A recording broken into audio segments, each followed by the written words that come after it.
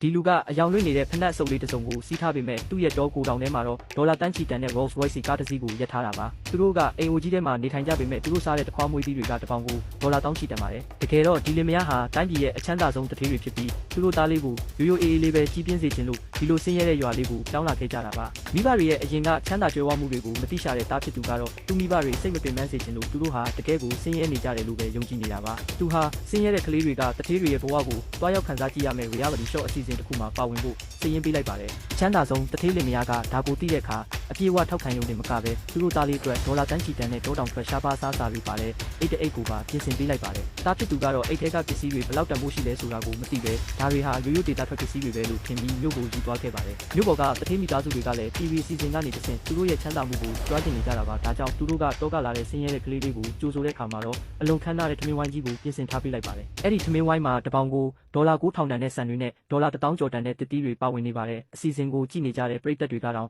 အဲ့ဒီလိုခမ်းနားလုံးတာကိုအံ့ဩချီးကျူးနေကြတာပါထမင်းစားနေတော့မှတထေးကတော့ကသူမရဲ့ရက်ရောမှုကိုကြွားကျင်တာနဲ့တပေါင်ကိုဒေါ်လာ9000တန်တဲ့ဆန်ကိုစားရတာဘယ်လိုခံစားရလဲလို့ဆင်းရဲတဲ့ကောင်လေးကိုမေးလိုက်ပါတယ်ကောင်လေးကတလုံးစားကြည့်ပြီးတော့ဒီထမင်းရတာဟာသူ့အမေချက်ပေးနေကြလက်ရနဲ့အတူတူပဲလို့ပြောလိုက်ပါတယ်တထေးကတော့ကောင်လေးကိုလိန်နေတယ်လို့ထင်ပြီးတန်တရားဖြစ်သွားတာပေါ့အဲ့ဒီနောက်တထေးသားလေးကဒီဆန်ကတပေါင်ကိုဒေါ်လာ9000တန်တာမို့မင်းတို့မိသားစုဘယ်လိုမှမဝယ်နိုင်ပါဘူးလို့ပြောလိုက်ပါတယ်သူကလှောင်ရည်ပြီးတော့သူ့မိသားစုကတပေါင်ကို$3တန်တဲ့ဆန်ကိုပဲဝယ်နိုင်တာပါလို့ပြောပါတယ်ဆင်းရဲတဲ့ကောင်လေးကတော့ဆန်ကဘယ်လောက်ဈေးကြီးလဲဆိုတာကိုမသိပဲသူစားနေကြဆန်နဲ့အရသာအတူတူပဲလို့ပဲစွပြောနေတာပါဒါကြောင့်လက်ကြည့်နေတဲ့သူတွေကလည်းဒီကောင်လေးကြွားနေတာပဲဆိုပြီးစတင်ဝေဖန်ကုန်ကြပါတယ်အဲ့ဒီနေရာမှာရှိတဲ့ဝန်ထမ်းတွေကလည်းသူ့ရဲ့စကားတွေကြောင့်ပရိသတ်တွေစိတ်ဆိုးနေကြပြီးမှုအမှန်တိုင်းပဲဖြစ်ဖို့သူ့ကိုအကြံပေးကြပါတယ်ဆင်းရဲတဲ့ကောင်လေးကသူ့ကိုပြောနေတာမဟုတ်ဘူးလို့ညင်းနေတာကြောင့်သူတို့လည်းဘာမှမတတ်နိုင်ပဲလောလောဆယ်တော့ဒီတိုင်းပဲထားလိုက်ကြပါတယ်နောက်ထပ်တစ်မျိုးအနေနဲ့တထေးကတော့တပေါင်ကိုဒေါ်လာ3000တန်နဲ့မက်ဆူဒါကီမှုစွပြုတ်တစ်ခွက်ကိုချပေးလိုက်ပြန်ပါတယ်ကောင်လေးအဲ့ဒီစွပြုတ်ကိုတောက်ပြီးရင်ဘလို့တုံ့ပြန်မလဲဆိုတာကိုစောင့်ကြည့်နေကြတော့ကောင်လေးကသူ့အမေဟာဒီမိုစွပြုတ်မျိုးကိုခဏခဏချက်ပေးလေးရှိတယ်လို့ပြောလိုက်ပြန်ပါတယ်ဒါကိုကြားလိုက်ရတဲ့အခါတထေးသားလေးကဒေါသကိုမထိန်နိုင်တော့ပဲဒါကရိုးရိုးမှုစွပြုတ်မဟုတ်ဘူးမက်ဆူဒါကီမှုစွပြုတ်กว่าလို့အော်ပြောလိုက်ပါတော့တယ်ဆင်းရဲတဲ့ကောင်လေးကတော့အံ့ဩသွားပြီးသူတို့အိမ်ချမ်းဝင်းထဲမှာ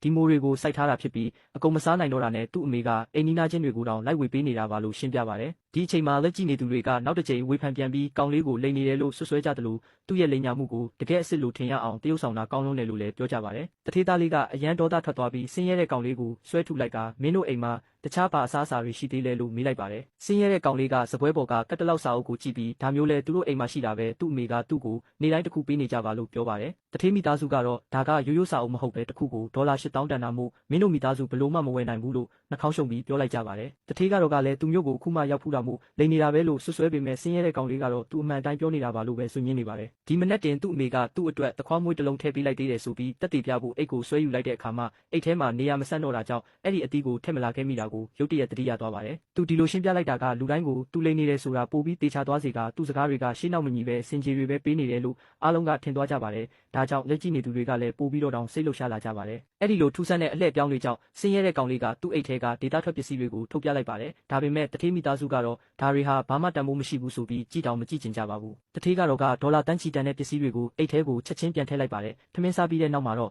သူထေးသားလေးဟာစင်ဘော်ကမြင်းနီလက်ဖက်ရည်အိုးလေးကိုကြည့်ချင်တာနဲ့ဟိုတယ်ရဲ့တီးတက်နေရာတွေကိုခိုးဝင်သွားပါတယ်ဆင်းရဲတဲ့ကောင်လေးကဒါကိုမြင်သွားပြီးလက်ဖက်ရည်အိုးကွဲသွားရင်ရော်ရမှာစိုးရိမ်တာကြောင့်သူ့ကိုအမြန်သွားတာပါတယ်လက်ဖက်ရည်အိုးကိုယူကျင်နေတဲ့တထေးသားလေးကဆင်းရဲတဲ့ကောင်လေးကိုကောက်ခိုင်းဖို့ဒင်္ဂါပြားတစ်ပြားကိုမြေကြီးပေါ်တမင်ချလိုက်ပြီးကောင်လေးရဲ့ကြောပေါ်ကိုနင်းကအိုးကိုလှမ်းယူလိုက်ပါတယ်အဲ့ဒီလိုလုပ်ရင်းနဲ့သူကဟန်ချက်ပြက်ပြီးမြေကြီးပေါ်ပြုတ်ကျကလက်ဖက်ရည်အိုးကိုခွဲလိုက်မိပါတယ်ဒါပေမဲ့တထေးမိသားစုကတော့ဒါကိုကိစ္စကြီးလို့မထင်ပဲပျက်စီးသွားတာအတွက်ဟိုတယ်ကိုရော်ကြေးပေးလိုက်မယ်လို့ပဲပြောကြပါတယ်ဒါပေမဲ့ဟိုတယ်မန်နေဂျာကရုတ်တရက်ပြေးဝင်လာပြီးဒီလက်ဖက်ရည်အိုးဟာအချမ်းသာဆုံးတထေးကြီးကလေလံပွဲမှာဒေါ်လာတန်း100နဲ့ဝယ်ထားတာလို့ပြောပါတယ်ပြီးတော့ဘသူကဒီအိုးကိုခွဲလိုက်တာလဲဆိုပြီးချက်ချင်းကိုမေးပါတော့တယ်တထေးသားလေးကတော့အလွန်အမင်းကြောက်လန့်သွားပြီးစကားတစ်လုံးမှမပြောနိုင်တော့ပါဘူးဆင်းရဲတဲ့ကောင်လေးကတထေးသားလေးခွဲလိုက်တာပါလို့ပြောတဲ့အခါမှာတော့တထေးမိသားစုကဝန်ခံဖို့ညှင်းဆိုတဲ့အပြင်ဆင်းရဲတဲ့ကောင်လေးကပဲခွဲလိုက်တာပါဆိုပြီးပြောင်းလဲဆွဆွဲလိုက်ပါတော့တယ်